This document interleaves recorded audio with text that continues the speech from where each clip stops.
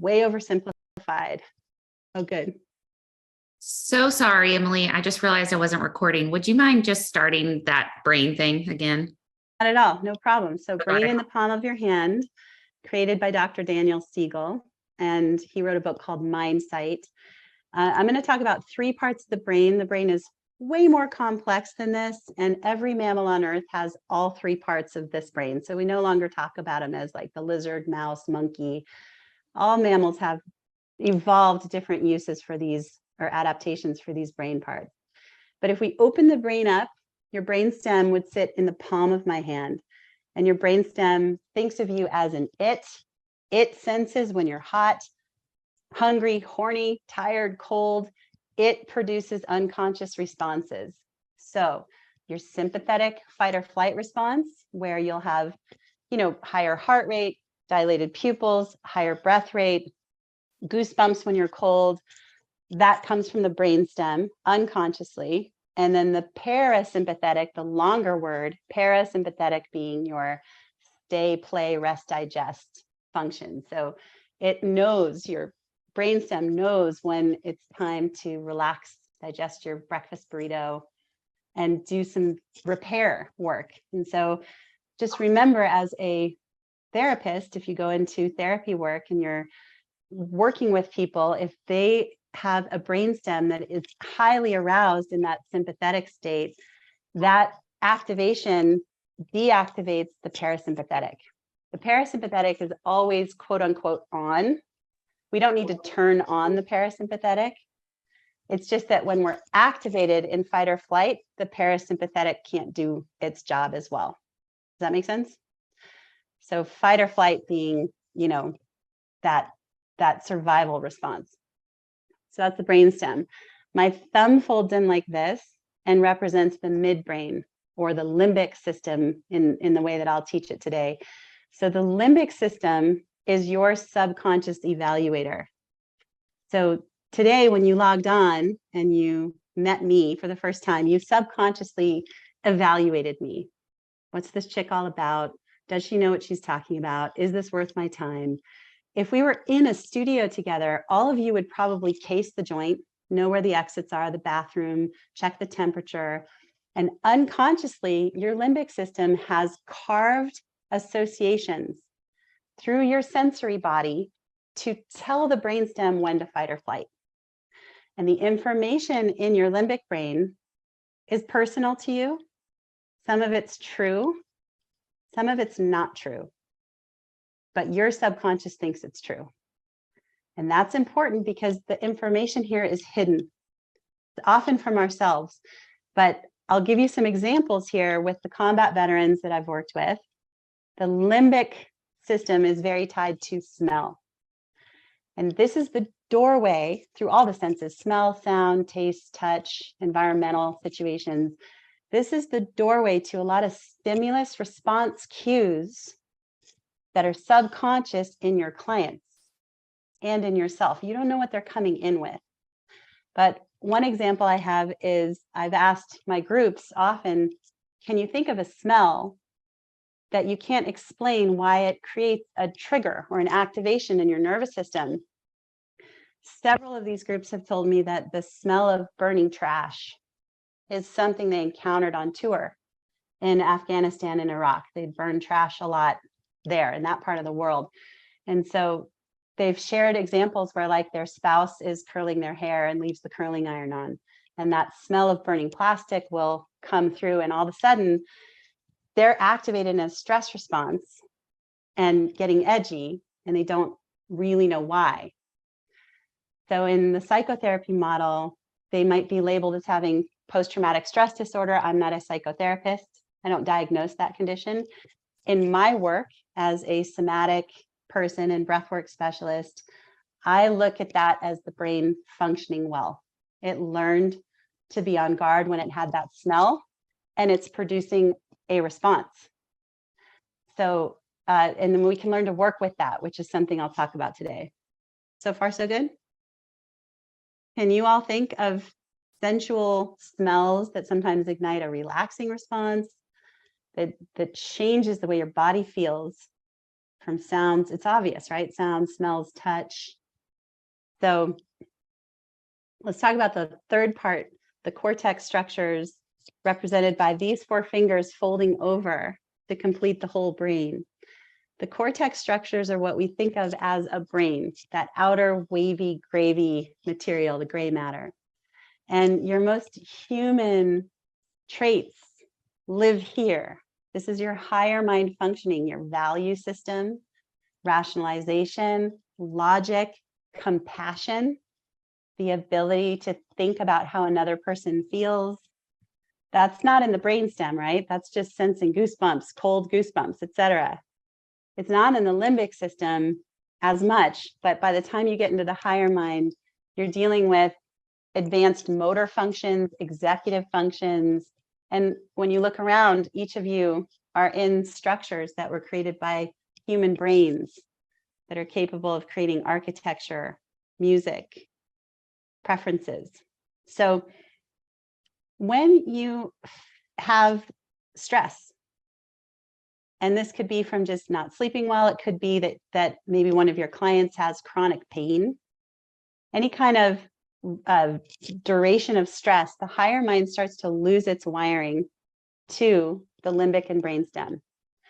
Anatomically, it doesn't go anywhere. We got a skull to keep it all in one place, but the wiring gets loose. When the wiring is loose, you think of a loose lid, that higher mind is not as accessible. In your own brain and body, this will feel like if you're hyper aroused, you can feel like your mind is spinning, you're ruminating, hypervigilant, OCD tendencies start to happen, less connection to the physical body, which is very important for the whole rest of this talk and I think in all of our work. When someone's higher mind is loose, they are not as present. And that's by design, because when we go into more quick freeze or fight or flight, we have more sympathetic tone, which means that healing wing of the parasympathetic is less available. So someone might be coming in to work with you that has chronic pain. And if on the way in the door, they slip a little bit, or they just have a story going where every time they feel that knee pain, they feel less agency, control, stress. If they aren't sleeping or they're eating a bunch of sugar, right? You bet their higher mind is not as available, nor is their connection to their bodies. So how this all comes together is one little thing when your mind is flipped loose can cause you to completely flip your mind. And now you're operating from survival and you're operating on past conditioning. So this is great if you're a firefighter or first responder and you have training. You will just follow the training that you have for the scenario that you're in. You don't have to think. And I think, can you all relate to times when you've been able to function without thinking in an emergency? That's a flipped mind. It's not bad to flip your mind. If you slip on ice, you don't have to tell your back hand to reach down to protect you. We have these automatic reflexes. But this is not great if you're trying to do therapeutic work with somebody, or if you're having a deep discussion. And this is not great if you are, say, in a psychotherapy session trying to process trauma from a flipped mind. There's no access to the most human aspect of yourself. So everybody's been breathing this whole time, right? You're still with me. So go ahead and just show me which part of the brain is controlling your unconscious breath, your automatic breath. Is it your cortex, your limbic, or your brainstem? Good. Brainstem, breathing for you. It's just sensing carbon dioxide levels and helping you breathe. That's why you can breathe when you fall asleep. But go ahead and empty your lungs. Inhale for a count of 4 at your own pace. Hold for 2 at the top. Exhale for 6 out the nose or mouth. Please do that one more time to your comfort. In for 4, hold for 2, out for 6.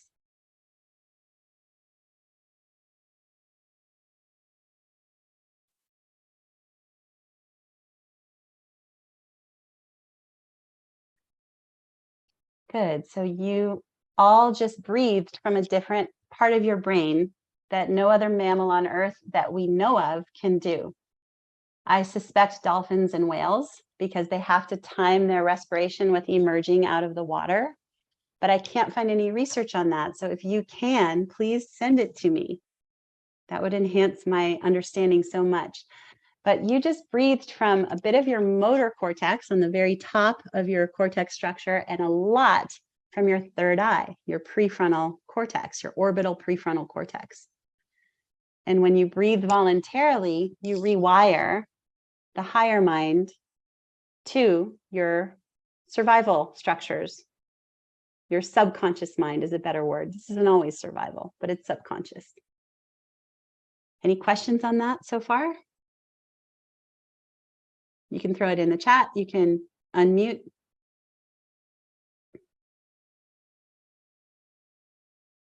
Okay.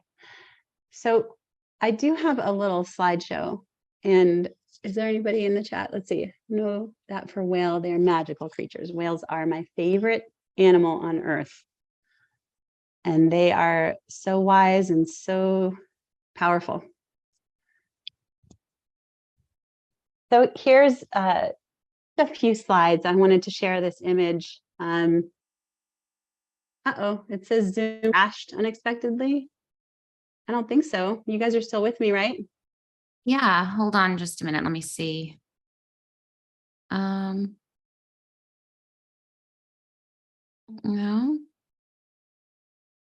Everybody's still here. That's weird. I wonder if, oh, She's not here anymore. it crashed. Oh, wait, there you are, Emily. Wait, you're here. Wait, hold on. For some reason. Oh, wait, okay, there you're back. Can you hear me? I can hear you. Okay, see if it works now. It might have been your Zoom crashed or something. That was weird. Well, I don't really need slides. So let me just, before I do the slideshow, can I see everybody that's here or are there multiple pages? Let me see. There's 3 pages. I'd like to see everybody, but I'll just, so if you just click over, you can kind of see. Oh, yeah. But some people don't have their Pretty. screen on. So the first screen is like everybody that has their screen on. Okay, gotcha. All right, let's try it again. Let's see what happens. If I lose you guys, just take 3 deep nasal breaths. There we go, practice time. So can you all see my screen? Great. I just love this image because this is how we actually energetically are as bodies, according to the yogis. You know, we don't have energy that lives in our bodies. Our bodies live inside of an energy field. You can feel that when you go into a restaurant and you can sense immediately who's available, who's upset, it's not all just visual field stuff. We can sense if you've ever walked in the woods and opened up your senses, we gather information that's far beyond just the physical body. And, you know, I'm not going to teach about the chakras today because I really, really want this to be practical. So let's look at this from a viewpoint on stress, which is what you're dealing with as movement teachers or PTs of any kind. When we look at the way our bodies are designed, what do you see in these pictures? How are people naturally moving? Most of us are sitting in chairs right now. Chairs didn't exist. We squatted, we crawled, we stood, we balanced, we reached, we twisted, we rotated. I forgot to mention I have somatic training as well. So in our somatic training, we study the research that our human form is changing and we are not rotating as well because we don't need to as much. You're facing forward right now to learn. You face forward to drive. You face forward and sit in a desk in school. But that's not how we are wired. The brain and body are not separate.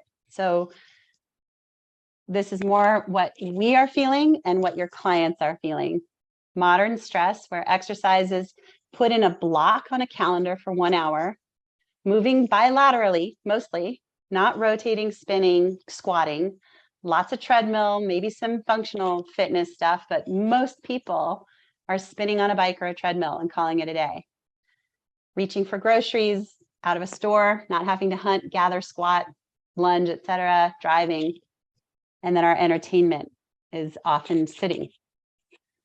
So all of this dulls the ability for the body to work with the brain in real time. We get very disconnected from the body when we don't need to use it. At the same time, our brains are inundated with information, and the body mind are not separate. Western mind loves to do what I did in the beginning, separate the brain into parts and talk about the body versus the brain. There's no separation, because when you are, getting that information in the limbic system, you're getting it from 8 different senses. So I've got 5 senses up: touch, taste, sight, sound, and smell. I'm going to stop sharing and ask you guys to put in the chat box, what are the other 3 senses that your body uses to inform the brain about your environment, both outside and in, which informs whether your lid stays down? Yes, proprioception is 1. Oh, good job. Everybody's got proprioception, vestibular, and interoception. So proprioception, where's your body in space? All you have to do is stand on one leg to use proprioceptive muscles to balance. Vestibular is how you can learn how fast you're going through space and how fast other objects are in relationship to you. And it ties to that visual field. And then does anybody have a good definition of interoception, which is the 8th sense? Do you guys know what it means? See if anybody's got that. Good guess. Sensing pressure in the body is part of. pH is more chemoreceptor. It will create sensations. This is fascinating. That's a great point. I'll talk about pH in a moment. So go ahead, let's practice interoception and see, knowing when you have to pee. Yes, sensing heartbeat type of thing, exactly. Interoception is being able to sense your own body and what's going on inside of your own body. Is that not what you're asking people to do? Can somebody practice interoception with a loose or flipped lid? Not very well. Feeling connected to tissues, all types. Fantastic. I want to touch on the pH thing. This is a whole separate talk, so I'm just going to touch on it briefly. When you're breathing without thinking about it, what's making you breathe? Oxygen or CO2? Go like this if you think it's oxygen, like this if you think it's CO2. I don't know why I chose thumbs down. It is CO2. It's the trick of it all. CO2 is what drives the urge to breathe through those chemoreceptors. Your brain has a set point for how much CO2 in your bloodstream it can tolerate before it needs oxygen to exchange to get the CO2 out. Does that make sense? So it doesn't count oxygen. It counts CO2. You have volumes, liters of CO2 in your body. It's not a waste product. Oxygen is damaging. Oxygen needs to be carefully used. So when you inhale oxygen, it goes to the cells and gets exchanged for CO2 in this metabolic marketplace to create energy. If you have oxygen in the wrong places, you've got oxidation. But CO2 is friendly. It's a catalyst. However, when CO2 gets into your bloodstream, the only way is through respiration, through cellular respiration.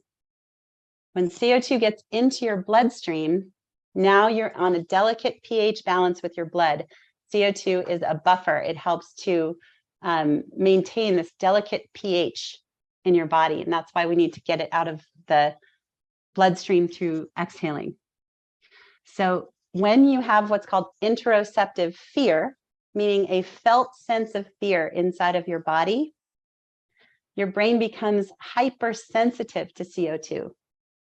It thinks that you have more CO2 in your blood than you actually do. Why would this be beneficial? So let's say that I'm walking with my whole brain lid down on the dog path here. I'm on the bike path. I'm not needing a lot of oxygen. I can breathe through my nose calmly. I'm just walking. Got it? So my CO2 tolerance is fine. My levels are fine. I can breathe nasally and calmly. But if I have a limbic conditioned fear of German shepherds off leash, and I apologize if this example is true for anyone, but let's say I'd been attacked by a German shepherd and I'm walking along the bike path and I see a German shepherd off leash, even if it's the friendliest dog in the world, I might instantly flip my lid. It might be enough to make me at least like this, right? So now I feel interoceptive fear and my brain thinks that I have more CO2 in my blood than I do, which drives a faster breathing rate than my metabolic demand. I'm just walking, but now I'm going. It's this brilliant chemical design that induces a sympathetic stress response, because when you breathe that way, you pump stress hormones through your body to help activate the fight or flight response. Why does any of this matter for you? If you're working with clients on a day when your lid is loose, your lid is loose. You're not in your body. And you're going to be more sensitive to their pain issues. They might bring forward something that triggers you in their lived experience. If you've been in this kind of work before, you know you draw in clients that match your own learning needs. That's why Katie's such a good teacher for me. We do deep work together, not because I, quote, fix her, but because we are engaged in high-level learning together about the body and about human potential. So when your lid is loose, your interoceptive fear might be more activated, but the other parts of interoception are less online. Your ability to feel what your body really needs, your ability to digest and feel hunger and satiation go offline. So what do we do when we feel like this? We comfort eat, or we restrict food. We're not connected. That's number one. Number two, your clients might be here. They might have trust issues with therapists. They may have been injured before by a trainer or a physical therapist. And they might have hurt themselves in a gym environment. If some of you work in a gym environment, I've worked with several athletes who've had to use my approach to get back into the very place that they used to associate with health and healing, because it's where they got hurt. So if you try to create interventions that are dealing with adjusting the tissues of the body and their lid is loose, their breath rate is faster, their ability to hear you and learn is less online, because we're not learning when we're here. Remember, we're here, we're in our limbic brain, we're just stimulus response, reaction. So we've got to learn how to get ourselves here and help people we work with be here in order to actually create a difference, create the space. Any questions on that? People can unmute also if you need to. Katie, do you have anything to add to that?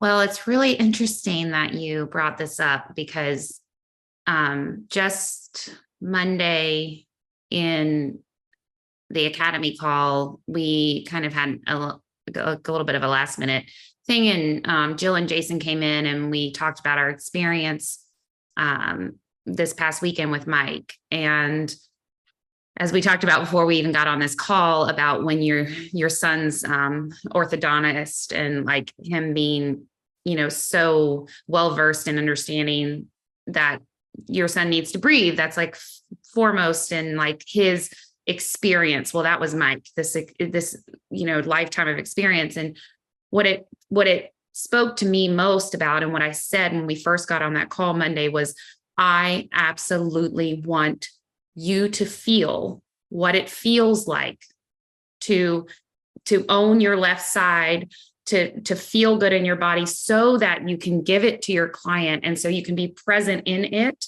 in order to mimic it, and they can see it, they can feel the vibration, and you can get better outcomes because of that. Dance is how Mike described it, together of understanding these things. And when you inhale, you're doing this so that they can feel the expansion, even if you're not touching them. And when you're exhaling, pushing down, and Jill and I kind of demonstrated just putting some light touch. So it's the same thing. Mm-hmm. Yeah, it's feedback. Got it from here versus here.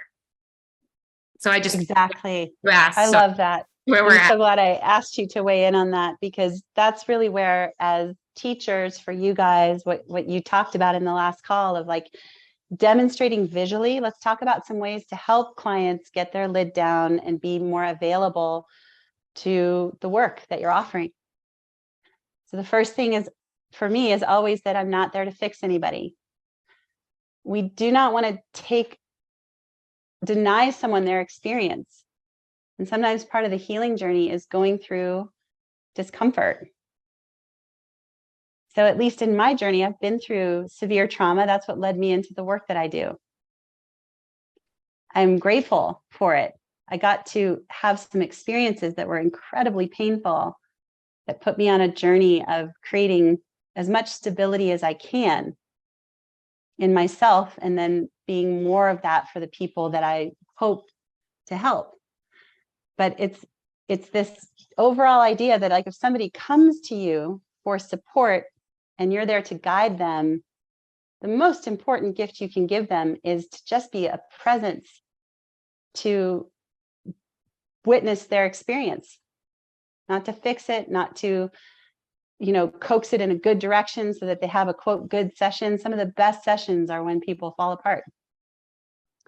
And it's important to, as I tie this all in, if I haven't covered it yet, the brain and the body, the way they connect through trauma is that when you've had a traumatic experience, which all of us have, everyone on this call has had life happen to them, and it's all valid. And we cannot compare trauma. Can't say like, oh, I've only been through this, I'm not as bad off as that person. It is all valid, because our bodies, this is how our bodies learn and protect themselves. And so if you're working with someone, for example, who has had sexual trauma, which 1 in 3 people in our culture have experienced, so your likelihood of that is very high. Many of us on this call have experienced sexual trauma. So you may know from your own body that when someone asks you to breathe into your pelvic floor,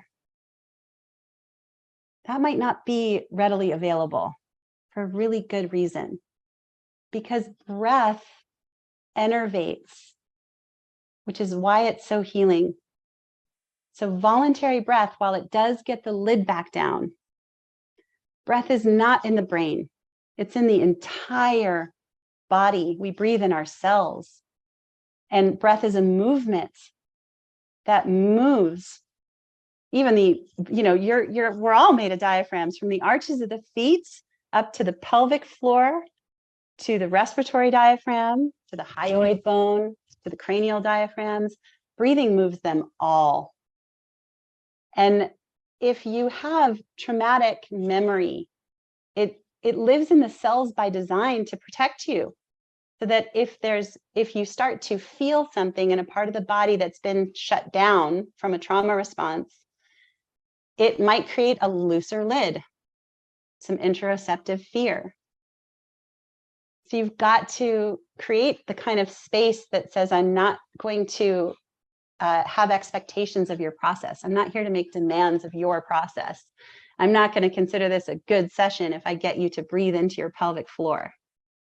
I'm going to consider it a good session if you are present with me through this experience. And if I can hold space to witness and support you in ways that you are ready for. There always has to be an ask before quote, help is given. If there's not an ask, we're imposing ourselves and could exacerbate the stress response. Let me pause because I missed a couple chats. Oh, good. A lot of us work with postpartum. Birth trauma is such an important, thank you for bringing that up, Allison Marie. And from Anna McClellan, yes, so much sense. Thank you. Yeah, so thank you for those comments. Practicing this in our own bodies is everything. You can only take people as far as you've gone yourself. But through our relationships, when somebody puts the care of their body in our trust, that's a sacred thing. To me, it's incredibly, it's a delicate thing. I never want to impose anything on anyone else. I just want to share what I currently know and be open to learning in turn, because that's where I've learned everything that I've done. And certifications are great. Courses like this where you can learn from each other, that's where the learning is. So when we're talking about postpartum, so isn't it amazing that we come into this physical body through this veil where there is life or death. I'm lucky to get to be a mom. My son is 16 years old. That birth experience was just incredible. I won't tangentially share all about it, but I think for me, it actually healed a lot of my former sexual trauma to get to go through the birth experience. So there's something there, but I've worked with clients who've had real birth trauma, one whose son is 5, and she just came out to Colorado to visit to do a deep intensive because it took about 2 years to finally get to the place where she was ready to really listen to what her body was saying, because through the breath work, when it's gentle and respectful, her body showed her that there were blocks in her pelvic floor. That's really different than me saying, here's how to do it right. Let's try again. No, her body revealed. And then the inquiry was, let's slow things down enough that you can practice interoception, which means listening. What's the body trying to tell you? And then the memories and the emotions come up, and then we can look at the associations. Okay, so you're activated by something. Let's breathe through it. So there's a lot that I don't know how many of you work with trauma, but if you're working with bodies, you're working with trauma, in my experience. So I see a good quote comment here to go back and explain what lid on versus lid off means. Beautiful. So when your lid of your higher cortex mind is on, it means that your whole brain is more connected and you're more connected to your body and situational awareness. So you're present when your whole mind is on. When your lid gets loose or flipped, you are dysregulated, which can be high or low. You can be in a high sympathetic anxiety state flipped, or you can flip low, which is a deeper, older response of the deep freeze response, like playing dead acutely. But it also comes when we've spent too much chronic time in anxiety. Eventually, if we don't regulate back to center, the brain will just shut down for us and we'll get dysregulated parasympathetic. People think the parasympathetic is always good, but you're always on a spectrum, never in just one or the other. Your comments mean so much to me. Thank you for, yeah, I agree. When I do any kind of work with pelvic floor, emotions arise. But what's a functional breath wave? What's a really functional breath wave? When we inhale, the pelvic floor flattens. And when we exhale, the pelvic floor lifts. And that's happening whether we consciously know it or not. But the respiratory diaphragm braces to protect us when we have acute trauma or when we slip on ice and start to fall. or when a kid throws a snowball at us. It's like it happens all day. If your respiratory diaphragm is braced chronically, remember breath is a movement. So that respiratory diaphragm, if it's not moving well, then the cue to belly breathe, those people will just keep their diaphragm locked and they'll just push their belly in and out like a before and after diet ad. And that's not getting the movement of the ribs that subsequently innervates the gastrointestinal tract and the pelvic floor. So having time with your people to just teach a functional breath wave. Because even though we all have trauma, we're not all walking around like this all the time. And if you create a nice environment where people are asking, can I learn this? Then what a wonderful way to start working with a client. Let's start with what a functional breath wave looks like, feels like. When you're breathing functionally, you inhale. If this is your diaphragm, it starts to flatten when it contracts on inhale. This pushes the ribs out. When you exhale, that the ribs come in and down. I know you guys know this, but truly this is a great visual for your clients because this is functional breathing that involves the whole torso. Inhale, ribs go out 360 degrees like an umbrella that opens or a jellyfish. That low belly has to relax enough to respond, and then the pelvic floor flattens to make room for the air in the lungs. As you exhale, the paradox in pranayama yoga is you're sucking energy up from the earth. The pelvic floor lifts, the respiratory diaphragm cones like this, softens and exhales. Okay, so why, great question. Why is it that babies and children belly breathe? When they're belly breathing, they're functionally breathing. Their ribs are moving. Just like a cat on a sunny windowsill, you can see a cat's belly move. I'm not actually a cat person, but it's a good visual. So, but that's a great point because children and babies aren't thinking, I'm belly breathing right now. The problem with the cue to belly breathe is that we're dealing with adults who have patterns of dysregulation that show up in our body, in our breath. And those patterns include respiratory diaphragm bracing. So when you give somebody with that pattern the cue to belly breathe, they'll just keep it locked and you'll see the belly breathe. But if you're really paying attention, there's no life in that breath. Does that make sense?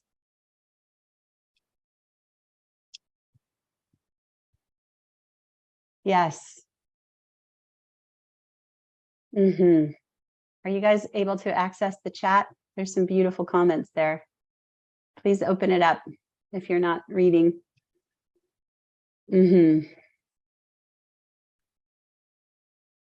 Okay, so yeah, so it is very healing when somebody can go through an experience that was previously traumatic and then have it work out. That's one of the best ways to carve a healthier new pattern with it. But if you and your roles can teach people to not be afraid of their bodies,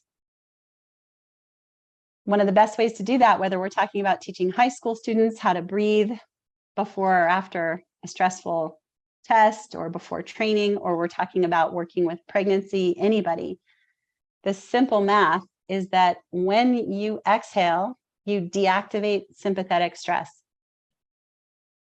So in this next section, I'm going to talk about the elements of breath to give you some tangible tools with this. Does that sound good? Otherwise, I'll keep you for 8 hours because I'm just getting started and I won't do that to you. So, okay, so let's talk about the elements of your breath. What is an inhale? The word for inhale, inspiration. It's life-giving, but it's also sympathetic or arousing. When you inhale, your heart beats slightly faster. There's a lot to do with pressure on the heart. There's lots of different things working together, but inhaling, it's also oxygen, which vasoconstricts. So the inhale, just remember that it's inspiration, it's life-giving, it wakes you up. Think about that in terms of anxiety. What is anxiety? You have too much life. I can't take in any more life. It's like all the breath is up here. There's too much life on board. And if you ask somebody with anxiety to take a deep breath, there's nowhere for it to go. So forget it. That's first. Now, what is the exhale? I'm talking about your physiology chemically. This isn't just yoga energy. Chemically, physiologically, the exhale deactivates sympathetic tone. It slows the heart rate. It vasodilates, produces nitric oxide, calms the heart. When you exhale to the bottom of your true breath, you empty all the way out. What is depression? Depression is you don't have hope. You're at the bottom of the breath. A depressed form will often have a caved in heart, be slumped forward, and it's like you don't care if you inhale. You empty to that bottom, and then once in a while you might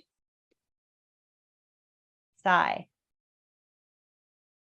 So the breath has a very direct chemical connection to our form, to our brain, to our sensations.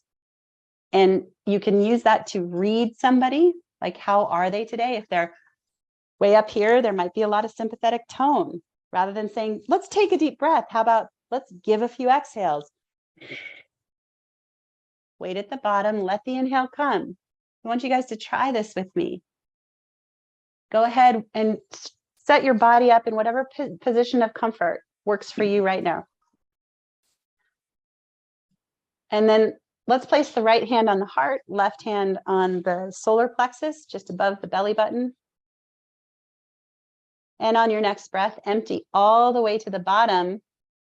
And can you let the next breath come without taking it? When it comes, let it be a passive inhale. Just let it spread itself. And just keep trying a few rounds where your main focus is exhaling fully to the bottom. Empty out, and then just wait. The inhale might come right away, or you might want to linger on empty. Let the authentic breath find you. Don't even need to take it. When it comes, passively inhale. Feel the ribs spread under that left hand. Feel the right hand lift. And maybe under the armpits, you feel that expansion. Shoulders are soft, jaw is soft. And we'll just do 3 more rounds of this inquiry to empty to the bottom. Witness the inhale coming and receive it passively. Enjoy it. And then you just know intuitively, you know when it's time to exhale. Each breath is a little different.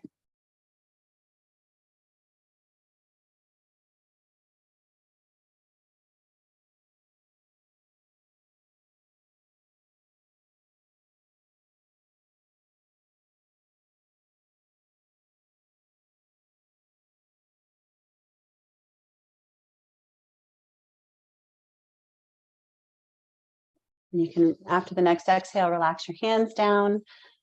Use an inhale to open your eyes. That's a good one for your clients too. In pranayama, the inhale is where you open the eyes. Why? Because that's the arousal wing. The exhale is letting go. It's finishing. It's completing a process. Right? So when you're born, the first thing you do is inhale and then cry usually. And when we die, the last thing we do is exhale. This pulse of our breath has tremendous impact on our physiology and our ability to be present.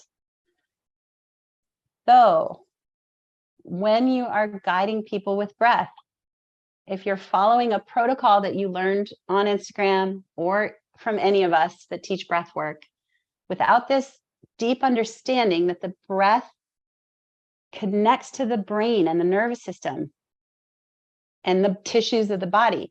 If you just try to apply a protocol without being able to read your own body and theirs, you're messing with fire. I have worked with countless clients who have experienced and even carved some trauma from so-called conscious breathwork circles. And I am not trying to knock that or take that from anybody if that's your practice. The physiology of conscious holotropic breath work is it hyperventilates you. If I do that and you guys sit and watch me, you'll start to feel anxiety. We co-regulate with breath. Can you feel it if I just do 10?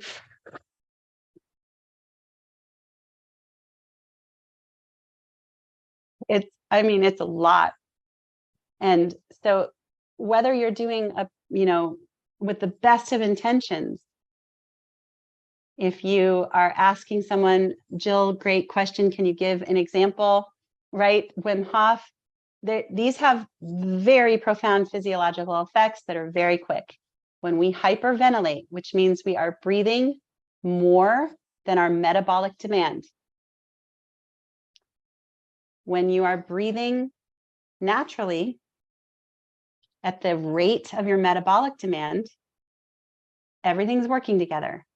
Your heart, your brain, your lungs, your tissues.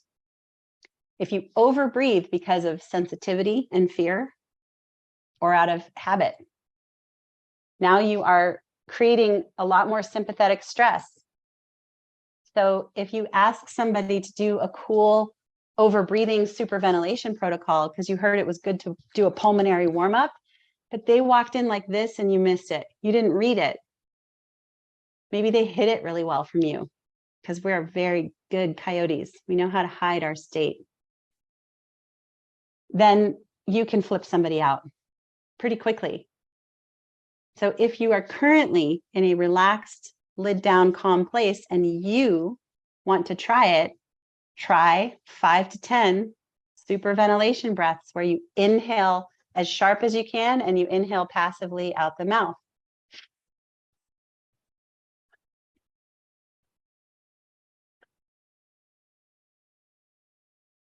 I feel so light, bright, and awake after that. At the beginning of this call, I was nervous. I'm always nervous when I first talk to people because I care a lot. So at the beginning, if I had hyperventilated, I would have been like, talking fast and not having my lid down. They're very effective. So yes, Allison, I've seen some very, very questionable group practices here in Carbondale, Colorado. I've gone to them to see what's being offered. And at the end, there was a woman that had a complete meltdown. And no science was given. No options were given for what to do if you felt out of control. And she was left with teachers that said, that's so beautiful that you had a trauma release. And I was like, okay, I had to speak up. So Wim Hof can be, it's powerful. It can help with endocrine issues, but it's not a cure-all. No breath protocol is a cure-all. Breathing is personal. It's profoundly impactful. So this is just a beginning of our work. We teach this stuff every day. So we would love to help any of you that feel like you want to learn more. We have a breath gearing system at Shift that works with the metabolic demand and the nervous system needs to help you and people you work with use a gear system like a bike. So that if someone's in a panic, you don't say, just take a deep nasal breath. You gear down like gears on a bike. You wouldn't go 90 on a highway and go, you know what? I need to slow down. I'm going to slam it into first. It just doesn't work that way. And it can induce more frustration in your clients. They feel like they're doing something wrong when they, quote, can't breathe. And maybe this is pain. I've seen this a lot when I'm working therapeutically with people and they have a spastic pain response. What do you do? So what you can do is say, let's take a few exhales, nose or mouth. Let me give you a few ideas on that exact scenario? Would that be helpful? Okay. Let me pause and just make sure I'm not missing comments. My partner doesn't do Wim Hof before winter surfing, despite many people telling me because we're anxious. Amen. Yes. I would not. I am a whitewater kayaker, and I would never do Wim Hof before kayaking. I would extend my exhales. Here's a good one. Exhale to the bottom of your breath. When you're ready, receive an inhale. Just take it in. Pause at the top with a relaxed neck, jaw, face. Now exhale out nose or mouth to the very bottom. Pause. Now exhale more. Squeeze. The navel comes in and up. Keep your glutes relaxed. Hold again until you are ready to breathe, and then relax to receive the inhale. Everybody feel that? I call that an exhale squeeze. All it is just, I always start with emptying the lungs, and that way everybody can get on the right timing. I almost never say take a breath. Exhale to the bottom, then receive an inhale. We've got enough sympathetic stress in our daily lives. You don't need to take breaths. You only absorb 15% of oxygen from any inhale you take. We're all breathing enough inhales. The more passive you are from a musculoskeletal perspective, the more relaxed you are on the inhale, the deeper the breath. So receive the inhale. When you pause at the top, if you are relaxed, you're training to take in life with calm. Now you know the inhale is sympathetic. So if you're breathing vertically, you're training to take in life with a lot of grip. But if you can help people receive an inhale and just soak in it calmly at the top, you're helping them take in life with calm. Then they exhale to the bottom, pause at the normal bottom, squeeze more air out. Now you've got them tuned into the belly, possibly the pelvic floor, without it being as big of a deal. Because sometimes when you have a muscle to work with and a cue that's really clear, it can light up these parts of the body in a safe way that's on your terms. I feel a lot of agency in that exhale squeeze. Do you guys? Feel a lot of control. I don't feel watched. It's so internal because it's like you already finished your breath and oh my God, there's more. I had no idea there's more. Okay. So that can help people if you're just starting a session and you feel like their mind is elsewhere. Anybody try counting breath protocols like the box breath before? It's a popular one. Great. Box breath is fantastic for acute pain and cold exposure. Box breath is simply breathing even 4 parts of the breath. Inhale, hold at the top, exhale, hold at the bottom. So start with a comfortable inhale. That's the way to set the pace. Inhale for a comfortable count. For some people, that might be 3. Hold for the same count. Exhale for the same count. Hold at the bottom for the same count. If they feel air hunger, you got to shorten it. Because air hunger isn't going to keep their lid down, is it? Really good way to get your lid flipped if you're in pain and you're asking someone to push a breath hold if they're not familiar with breathing.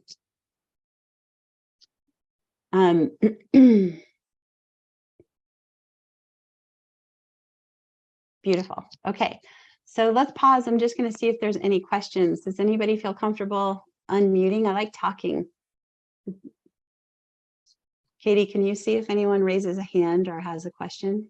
I know Corey and somebody else asked about Buteyko. That's awesome. Patrick McEwen wrote Oxygen Advantage. Buteyko breathing originated from like Russian pilots, right? Before they had pressure in the cabins. And the Buteyko method is a beautiful practice because it teaches a functional breath wave. I've studied from a couple, my embodied movement for trauma teacher. Her name is Jane Clapp. She's in Canada, and she has a Buteyko expert that did some breath for trauma with us. And I am a big fan. Science-based, super practical, and helps with the feedback that you're talking about of feeling the rib cage. You know, there's Buteyko belts that help people feel. So in your work, I'm sure, you know, there's always this element of feedback.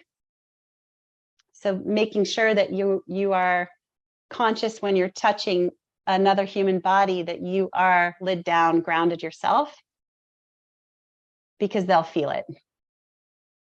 And there's no great work that's going to get done if you're distracted. They'll just feel it. Any other questions? I have a question, Emily. This is Dana. Hi. I was on your website and I looked at the breath assessment, and there was a statement in there that the breath assessment was measuring how well your body handled stress, and how and that being related to how much you valued yourself. I don't know if you remember. Ooh. There was something, it was like that. There was something statement in there about valuing self, and maybe it's just something I'll have to go back and look. Oh, but I'll have to double check. I don't like the way that's or written, maybe, if that's coming across. or like maybe that. I missed it. I don't know, because I'm recovering from some trauma too, and part of mine is like very, very low self-esteem, and I scored very low on the breath assessment, like 23 seconds. Yeah, that's so not so bad. Okay, so but Yeah. I had to start like at the lowest level. I was just curious, but Dana, thank you so much for speaking that so that I could hear it and go review the way that that's written. The CO2 tolerance test is what Dana's referring to, that's on our shiftadapt.com website. And it's a breath tool that we curated from resources in the freediving community around CO2 tolerance. CO2 tolerance, the number that you get is not really comparable to anyone else, because there's skill involved in the test with breathing mechanics and kind of learning how to take the test. So most people score really low when they first start doing the CO2 tolerance tests, first of all. So I always throw that out. But the other thing is, if you take it on a day where you've been walking around all day and you've got CO2 already in your system, maybe you exercised earlier, or if you are just new to the test or any kind of functional breath training, your scores are usually in the 15 to 25 range. And then with training and practice, they bump up pretty quickly. And anything over 40 is super healthy. And anything below that means that there's an opportunity there that most people don't know about for conditioning, metabolic, and nervous system health. And I certainly want that to be framed as a doorway that's open, not one that's closed, that's like, you know, that's performative or tied to a number in any way, because you really can't calculate this stuff on a linear scale. It's more about getting your baseline and then learning to engage with it so that you can see improvement. And why see improvement? Only so that you feel more connected to your own body and your own agency. So thank you so much for letting me know how that landed for you. That's something I'll go check out. I've got a question, please. You know, when you spoke earlier and you were saying that sometimes we're not, I don't know, you use the fingers. Like our brain? Yeah. So I'm going through my premenopause stage. And sometimes, like, my hormones, they're just all over the place. And I try to do my best, the things that I can do, you know, to kind of regulate myself. But sometimes it's just not happening. And I've got clients booked in. I'll try my best. Do you have any advice, maybe strategies that I can continue to use? You know, I seek help from experts for my own premenopausal stuff, and all I can do is say that I honor you for that part of the process, because I'm in it with you right now. And the hardest thing can be to show up for our clients when we have our own days when our physiology's off, our energy's low. So what's been helping me is to prioritize my sleep like it's my job, and to really get serious about limiting my blue light screen exposure before bed, because the endocrine system is very connected to light. Yeah. And so you may know all this already, but that's what's working for me right now, is getting sincere about my sleep, protecting my visual system from blue light an hour before bed. So not watching TV or my phone. I go to bed at like 9. I wake up at 6. I don't sleep that whole time, but I do a great breath protocol to help with sleep. Is just 4 count in, 4 count hold, 8 count exhale, if that's comfortable. Otherwise, just extend your exhales. And that can help deactivate the stress. And then the last piece with the endocrine system is getting early dawn light. There's this wonderful research that Andrew Huberman, has certainly become really popular, has been talking a lot about. He works with Brian McKenzie, my partner at Shift. They've done some research together. And that early morning light can help with the pituitary and the whole cascade of hormones that start to get all wonky. But I'm not an expert on premenopause. I'm just in it. So Thank you. I've just come through like a whole week where I literally cannot sleep. Go to bed early, like all the suggestions you said, and it just was not happening. So I was just sleeping in the daytime whenever I got tired. Yeah, it was really bad, but I think it's getting better. It's debilitating. Yeah. Sometimes those early mornings are the last thing our bodies want when we're tired, but it can reset. Sleep research I've read says to set an early wake up time instead of a bedtime, because you'll go to bed when you're tired. But if you wake up at the same time every day and get that dawn light, then your brain and body start to that's how we're wired. And then the other tool that Katie's worked with me a lot is I teach Neuro Nidra, which is a form of sleep-like consciousness. It's yoga nidra, and there's some neuroscience in the teaching. So Katie, maybe I can send everybody a Neuro Nidra download after this. That would be amazing. I mean, obviously I use it a lot. Yeah. Like at least 5 nights out of the week, it's my go to bed happy place. And I don't even make it through half now. I don't know if it's because I know what to expect. And then my body just is like, ugh. For what it's worth, I used to make it through it all. Sometimes I'm like, maybe I should do it a little earlier, but it does help me sleep really well. Thank you. I'd so love much. to share that. Yeah, of course. Yeah, Sarah, you can just play it in the morning or the night anytime, and it will repay sleep debt. So if you've had a terrible night's sleep, if you can practice Nidra, which is really passive, guided 20 minutes or 30 minutes of meditation-like guidance, you drop into this deep alpha theta state where you're still partially awake and the body goes into deep repair mode. And I know that helps with hormones for sure. Yes. Emily, Thanks for asking. Allison has a question that I forgot she asked me this, and I was like, I don't know.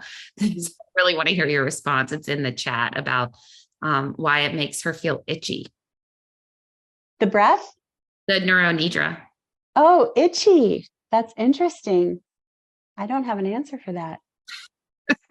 I think that, what comes to my mind is that let's look at it from the perspective of everything that you guys are learning. And maybe some of you will come up with an answer that can teach me, but from our perspective of this body-mind connection, when we finally relax and deactivate sympathetic tone, sometimes in the Nidra state, the whole Nidra pattern follows the motor homunculus, and it lights up a map of the body from the inside out. And so maybe that map is used to being kind of shut down. I'm not saying that's your case. I'm just totally musing with you guys on this. But I know for me in Nidra, sometimes I get a tingle or a sense of floating. Might just be enervation of the skin or circulation finally getting through some tissues that, Yeah, I feel that tingle too, like when I can relax into it, but it's on the top, like literally itchy. It's Oh, weird. that's not fun at I all. joked with Katie that I'm allergic to relaxing. Allergic to Nidra and relaxing. Have you tried a weighted blanket before? Oh, I have, but not specifically with this, so I can. So Okay. if you try a weighted blanket for Nidra, make sure your fingers and toes are out. And then that might give some feedback to the skin. I don't know. It's so curious. I maybe there's not meant to be an answer, and I'm not supposed to try and fix that one, but I think it's a really interesting evidence that there's a response happening. Follow the breadcrumbs, see what the body's asking you to do. Okay, there's now time-wise, Katie, are we okay to answer a couple more questions? Oh yeah, for sure. Okay, Anna has a question. Yeah, I had a quick question, and you may have touched on this. I disappeared for a hot minute. My daughter decided to take her diaper off in her crib while she was napping. So I was like, can I go? But I was gonna ask, on times where we feel that lid start to flip or come open when it doesn't necessarily need to, what are strategies that we can use to help bring it back down? Because I find myself get into that a lot, like with situations with my kids, and it just gets chaotic. And that's when I feel like I get the most anxiety ridden or feel stressed, because you want to control situations and you can't always control, behavior or certain things. And, who's in the kitchen while you're trying to cook dinner, and like all those little things that I tend to just wind myself up with. And I don't know if I need to put the emphasis more on like my inhales, my exhales, but trying to like keep that lid down so I can think, in a way that I want to, versus letting myself go. Thank you. That's a great question. I totally feel you, because I know that same circumstance so well. And the first thing that comes to mind is anytime you're extending your exhales, you're deactivating sympathetic stress. But if we are applying breath to downregulate, but we're downregulating to a misbelief, then we're still going to feel anxious. We might chemically feel a little more stable, create a few more resources with the brain more online. So what I would encourage you to do is start noticing the stories that you have around where you feel you need control very lovingly, and they are valid. You wouldn't be having those thoughts and feelings if they weren't real and valid. And then one of the tools that Katie and I have talked a lot about is called self-speak. And it's using a you pronoun, which speaks to the limbic mind. So the higher mind uses more of an I pronoun. It's the executor, it's the ego. This is a you conversation. And if you can think of like, what's the opposite for you, Anna, of feeling that out of control, like in the kitchen when the people are in the kitchen that shouldn't be, and you're trying to get stuff done. What's the negative thought that you're having?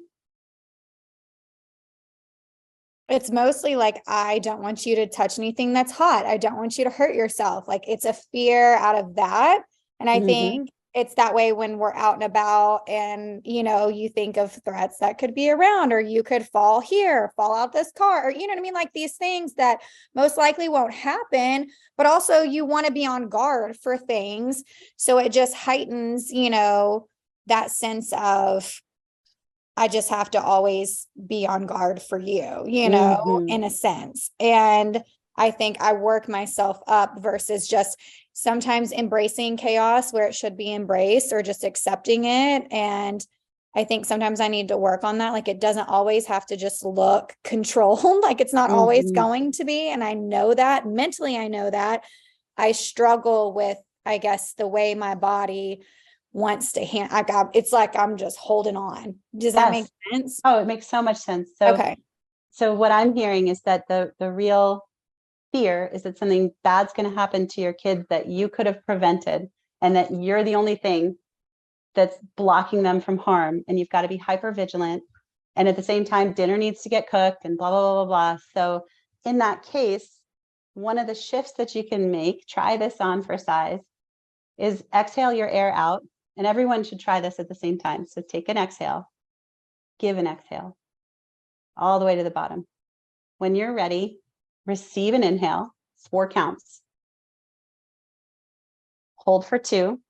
And on your extended exhale, say, you can teach your kids. To yourself, you can teach your kids. And when the inhale comes, receive it and just try that 2 more times.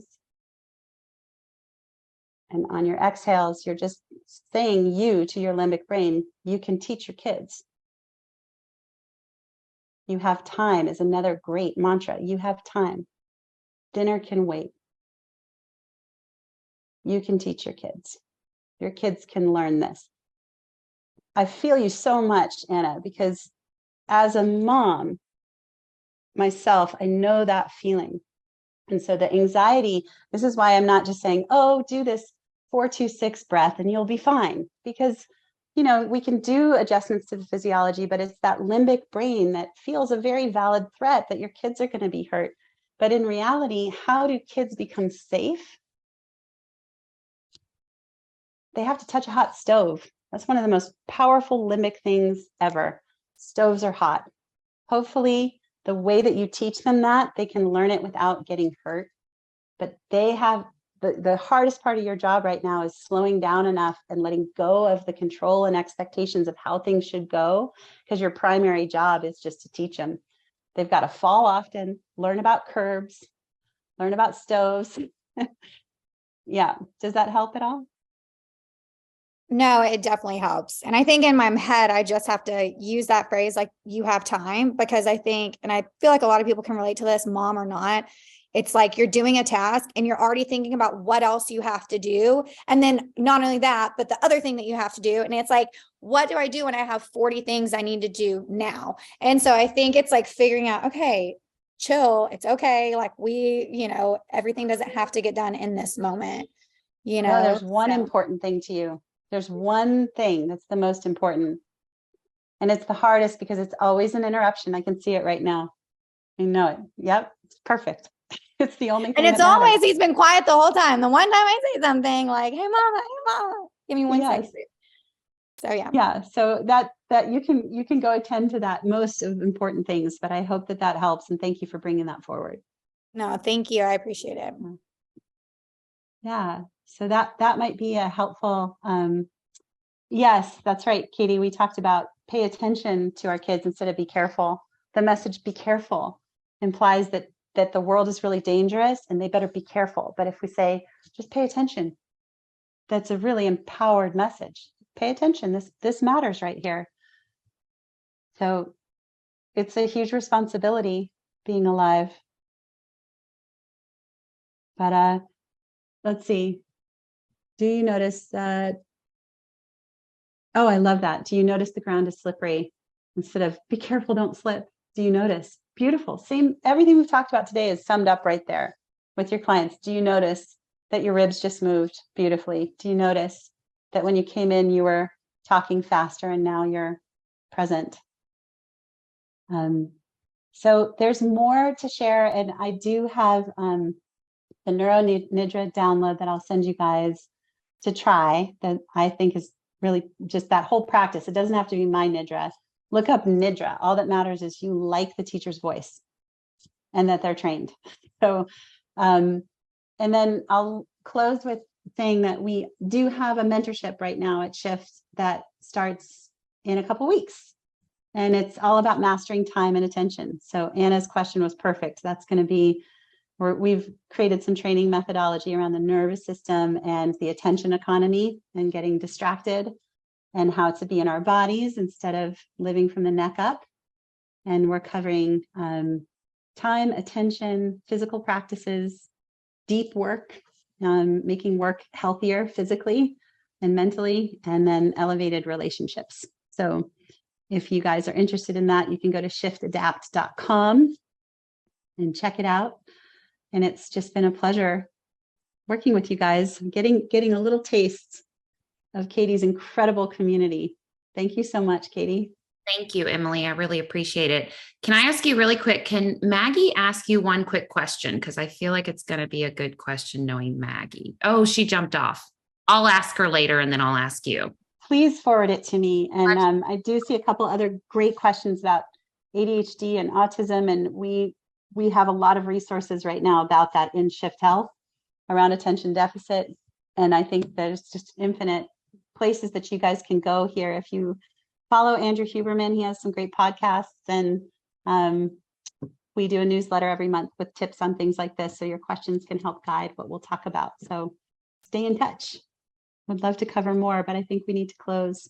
Yeah, and Emily's actually going to send out some research and articles, just FYI. So I'll be passing that on to you guys. I have a little bibliography, so you can, if you like to nerd out as much as I do, you can go follow those threads, and hopefully they'll support your ongoing learning and your beautiful work in the world. So thank you, Emily. I really appreciate you. And thank you, everybody on the call. And I will see you later this week or next week. okay, thank you guys. Take care. Bye, everybody. Bye.